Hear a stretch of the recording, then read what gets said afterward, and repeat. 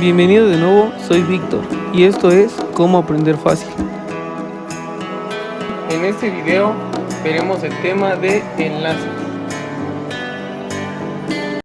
Entonces, para empezar, hay que definir qué es un enlace. Un enlace es la fuerza de atracción que mantiene unidos a los átomos. Eso es un enlace. Ahora vamos a ver las tres divisiones de enlaces, que es el enlace iónico, el enlace covalente y el enlace metálico. Primero vamos a decir cuáles son las características de cada uno de estos. En el enlace iónico, su característica es que uno de los elementos cede electrones y el otro acepta electrones.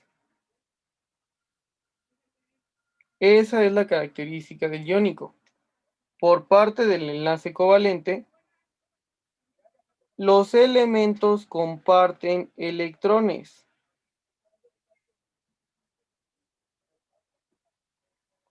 Y por último, la característica del enlace metálico es que se forma una nube de electrones. Ahora, imagínense que yo les escribo los siguientes compuestos.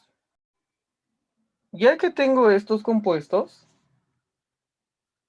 yo con estas tres definiciones que escribí aquí, yo no podría saber qué tipo de enlaces son cualquiera de estos que tenemos aquí. Entonces, ¿qué necesitaríamos hacer para poder conocer qué tipo de enlace es? Conocer otra característica. Es muy importante que recuerden que el enlace iónico siempre va a estar formado por un metal más un no metal. El enlace covalente siempre va a estar formado por dos elementos no metálicos. Y por último, el enlace metálico, el mismo nombre nos está diciendo que debe de tener dos elementos metálicos. Entonces, hasta ahí, ahora sí yo podría definir qué tipo de enlaces son. Pero recuerden que para esto les hice una recomendación en un video previo, en el de la tabla periódica, que les dejaremos el enlace. En ese video yo les había recomendado que se aprendieran los no metales, que se los voy a colocar del lado derecho.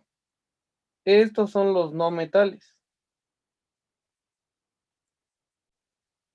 Ya que tenemos escrito los no metales, fíjense qué es lo único que tenemos que hacer para poder saber a qué tipo de enlace pertenece. Empezamos con el primero. Yo lo único que tengo que hacer es fijarme si el potasio lo tengo en la lista de los no metales. Como yo no tengo en ninguno de estos al potasio, por deducción quiere decir que el potasio es un metal. Ya sé entonces que el primero es metal, pero el siguiente, que es el bromo, lo tengo en la lista. Sí, está de este lado. Quiere decir que entonces tengo un metal y un no metal. Y eso me indica un enlace iónico. El siguiente, tengo al carbono, que es un no metal porque lo tengo en esta lista. Y también tengo al oxígeno, que es otro no metal porque también lo tengo en la lista. Quiere decir que es un enlace covalente. En el siguiente, que tengo al cobre, el cobre, este puede ser un ejemplo de aleación. Entonces el cobre, como no está en la lista de los no metales, pertenece al enlace metálico. No porque no esté indicando que lo tengo dos veces, no quiere decir que sea un enlace. Recuerden que los metales pueden estar o se pueden representar de manera monoatómica. El siguiente, que tengo al oxígeno, aquí sí me está diciendo que lo tengo dos veces. Y el oxígeno está en el grupo de los no metales. Por lo tanto, como tengo dos veces a un no metal, quiere decir que es un enlace covalente. El siguiente, que tengo al cromo y al cobalto, ninguno de estos dos los tengo en el grupo de los no metales. Quiere decir que son enlaces metálicos o una aleación metálica. El siguiente, que es sodio, tampoco lo tengo en el grupo de los no metales, pero al cloro sí lo tengo en el grupo de los no metales que está aquí. Quiere decir que este es un enlace iónico. El siguiente, que tengo dos veces al hidrógeno, como son dos no metales, es un enlace covalente. Después tengo rubidio y al bromo. El rubidio no lo tengo en la lista de los no metales. Quiere decir que es un metal, pero al bromo sí lo tengo en la lista que está aquí. Por lo tanto, eso me está indicando que es un enlace iónico. El siguiente, que es el azufre, lo tengo en la lista de los no metales, y el oxígeno lo tengo en la lista de los no metales. Quiere decir que como ambos son no metales, es un enlace covalente. Y finalmente, si tengo al cromo y al níquel, eso me indica nuevamente que es una aleación y quiere decir que es un enlace metálico. Entonces, fíjense cómo es importante la recomendación que se les había hecho previamente en el video de la tabla periódica, porque si ustedes aprenden los no metales, pueden distinguir a un no metal de un metal. Los que conocen serían los no metales, los que no conocen serían los metales. Ahora vamos a pasar a la siguiente parte de este video, que sería la explicación gráfica de a qué se refiere que un elemento acepte electrones, que un elemento cede electrones, o que los dos elementos compartan electrones, o que se forme una nube de electrones. Para esto vamos a empezar con el enlace iónico. En el enlace iónico vamos a tener como ejemplo al sodio. Hay que recordar que el sodio tiene 11 protones, por lo tanto, lo vamos a escribir aquí abajo que tiene 11 protones. Si el sodio debe de ser neutro, yo voy a colocar entonces dos electrones en la primera órbita, porque recuerden que siempre en la primera órbita le van a caber máximo dos electrones. Y de ahí en adelante, si estamos hablando de la familia A, recuerden que lo que busca es parecerse a un gas noble y por lo tanto tendría 8 electrones de valencia. Entonces hasta ahí fíjense cómo llevo 2 electrones, 8 electrones y van 10. Yo necesito 11 para que el elemento me quede neutro. Por lo tanto coloco otro electrón más y el sodio ya me quedaría neutro. Ahora, lo mismo que mencioné hace rato. Recuerden que el sodio busca parecerse a un gas noble. Para esto el sodio tendría dos opciones. O el sodio gana 7 electrones, como los que les estoy escribiendo, y entonces de esta forma su última órbita estaría llena, tendría 8 electrones, o el sodio pierde ese electrón que le estoy quitando, y otra vez su última órbita quedaría llena. ¿Qué es más fácil para el sodio? Sería más fácil para él perder un electrón. Ahora vamos a ver el caso del cloro. Para el cloro, estamos hablando de un elemento que tiene 17 protones, por lo tanto aquí abajo le voy a escribir que tiene 17 protones y debemos de llegar a 17 electrones. Nuevamente, en la primera órbita debo de tener yo 2 electrones. En la siguiente órbita máximo me van a caber 8 electrones.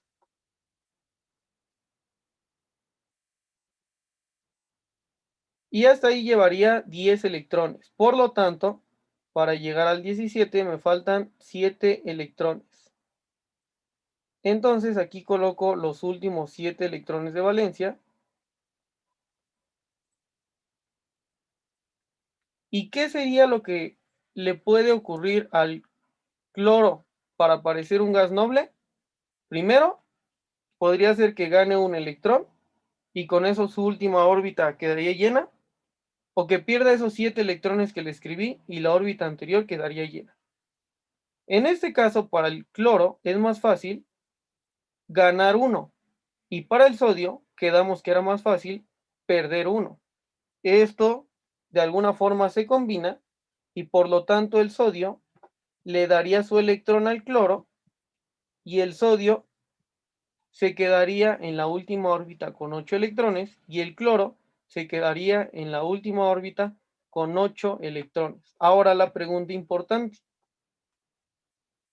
No hay nada que los mantenga juntos aquí en medio, no hay algo que los mantenga, digamos, unidos. ¿Por qué entonces es un enlace? Pues aquí, para poder explicar por qué es un enlace, nos tenemos que fijar en sus subpartículas. Fíjense cómo yo ya les había anotado previamente los protones y ahora voy a escribir los electrones con los que se quedaron. El sodio se quedó con 10 y el cloro se quedó con 18 porque ganó 1. Si nosotros sacamos el resultado de esta operación, tendríamos más 1 y de la siguiente sería menos 1. Quiere decir que el sodio tiene una carga positiva y el cloro tiene una carga negativa por la diferencia de electrones, porque son iones. Entonces, ¿qué es lo que ocurre cuando son cargas opuestas? Se atraen. Por eso se forma un enlace. Pero más que un enlace, esta es una interacción electrostática. En la parte de abajo les voy a dibujar el ejemplo del enlace covalente. Vamos a utilizar nuevamente al cloro, pero ahora nada más vamos a utilizar a los últimos electrones o a los electrones de valencia. Entonces escribo 7 electrones de valencia porque recuerden que esto lo puedo saber dependiendo de la familia en la que esté. Entonces tengo al cloro y tengo al cloro. Cada uno tiene 7 electrones de valencia. Específicamente, fíjense cómo aquí se están cruzando los electrones. Es como si se estuvieran cruzando tal vez de los brazos. Entonces, esto lo que va a ocasionar es que son los electrones que se comparten. Esos electrones son de ambos. Si yo cuento entonces cuántos electrones tiene este cloro, son 8. Y eso ocasiona que se parezca a un gas noble. Si yo cuento ahora los electrones que tiene este cloro, son 8. Y también parece un gas noble. Por eso decimos que el enlace covalente se comparte electrones. Y fíjense cómo aquí sí podemos apreciar que están entrelazados los elementos. Finalmente, el enlace metálico, nosotros tendríamos que colocar los metales.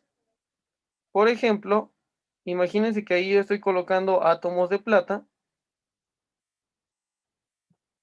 Y como la plata también lo que buscaría por ser un metal es perder electrones, hagan de cuenta que los electrones van a estar alrededor de esos átomos de plata. Entonces ahí van a estar los electrones y esto es lo que le permite al elemento conducir electricidad. Entonces, que el enlace covalente se puede dividir en dos. Puede ser enlace covalente polar o enlace covalente no polar. La forma más sencilla para poder recordar estos tipos de enlaces es que piensen en la palabra polar. Recuerden que hay muchas cosas donde dicen que tienen polos. Por ejemplo, una pila. Si nosotros colocamos aquí una pila, recuerden que una pila tiene un polo positivo y un polo negativo. Eso es lo que nos va a hacer recordar a qué se refiere enlace covalente polar. Un enlace covalente polar es cuando yo tenga dos elementos de diferente tamaño. ¿Cómo voy a tener dos elementos de diferente tamaño? Recuerden que siempre cada átomo va a tener diferente tamaño. Es una de las propiedades a las cuales se les llama radioatómico. Ahorita les estoy colocando el hidrógeno, que es el elemento de los más pequeños, y les estoy colocando el bromo, que es de los elementos a comparación del hidrógeno más grandes. Como se pueden dar cuenta, están uno más grande que el otro. Por lo tanto, como nos está diciendo que el enlace covalente comparten electrones, si los electrones estuvieran circulando alrededor de las órbitas, nosotros veríamos algo así. Quiere decir que los electrones van a estar circulando de manera irregular. Fíjense cómo los electrones teóricamente estarían pasando más tiempo en la órbita del bromo que del hidrógeno.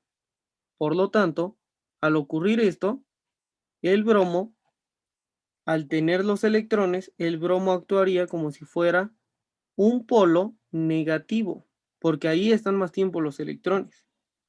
Y del lado del hidrógeno, como casi no tendría los hidrógenos, casi no tendría esas subpartículas negativas, el hidrógeno sería el polo positivo. Estas son cargas parciales, positiva y negativa, por eso se le llama covalente polar. ¿Cómo puedo distinguir entonces yo enlaces polares? Pues tienen que ser elementos diferentes. Por ejemplo, ácido clorhídrico, dióxido de carbono, casi cualquier molécula que tenga diferentes elementos. Esto porque los elementos van a tener diferente tamaño y esto va a ocasionar que la órbita se pueda deformar.